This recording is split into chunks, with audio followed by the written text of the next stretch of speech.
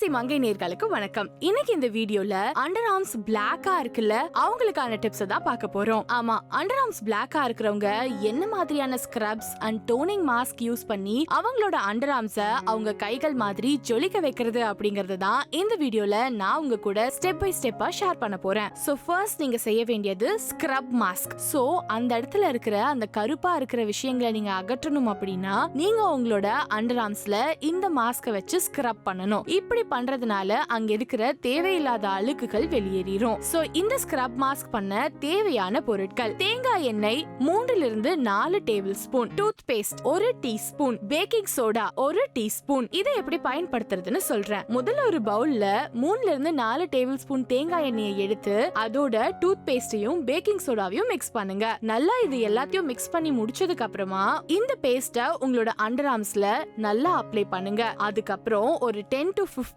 Minutes வரைக்கும் அது நல்லா ஊர்னதுக்கு அப்புறமா உங்களோட அண்டர் ஆர்ம்ஸ நீங்க கிளீன் பண்ணலாம். சோ சாதாரண தண்ணில வாஷ் பண்ணாலும் ஓகே, இல்ல ஒரு ஈரமான சுத்த துணியில உங்களோட அண்டர் ஆர்ம்ஸ்ல இருக்கிற இந்த ஸ்க்ரப்ப தொடச்சு எடுத்துடலாம். அடுத்தது உங்க அண்டர் ஆர்ம்ஸ்க்கான டோனிங் மாஸ்க் எப்படி செய்யறதுன்னு சொல்றேன். தேவையான பொருட்கள்: கடலை மாவு 1/4 கப், அரிசி மாவு 1 டேபிள் ஸ்பூன், மஞ்சள் தூள் 1 டேபிள் ஸ்பூன், தேன் 1 டேபிள் ஸ்பூன், பால் 1 டேபிள் ஸ்பூன். பயன்படுத்தும் முறை: இப்ப நீங்க எடுத்து வச்சிருக்கீங்கல்ல, இந்த எல்லா பொருளையும் ஒன்னா போட்டு நல்லா மிக்ஸ் பண்ணுங்க. ஒரு பவுல்ல கடலை மாவு, அரிசி மாவு, மஞ்சள் தூள், தேன், பால்னு எடுத்து வச்சிருக்கிற எல்லாத்தையும் கரெக்டா மிக்ஸ் பண்ணி ஒரு பேஸ்ட் வடிவத்துக்கு கொண்டு வரணும். இப்போ இத உங்களோட அண்டர் ஆர்ம்ஸ்ல அப்ளை பண்ணிக்கலாம். அப்ளை பண்ணி முடிச்சதுக்கு அப்புறம் ஒரு 10 to 15 மினிட்ஸ் வரைக்கும் நல்லா அத ஊற வைங்க. அதுக்கப்புறம் வெதுவெதுப்பான தண்ணியில நீங்க அத கழுவிடலாம். சோ ஸ்க்ரப் பண்ணதுக்கு அப்புறம் டோனிங் பண்ணிருக்கோம். இப்போ நம்மளோட அண்டர் ஆர்ம்ஸ்ல இருக்கிற அந்த பிளாக்னஸ்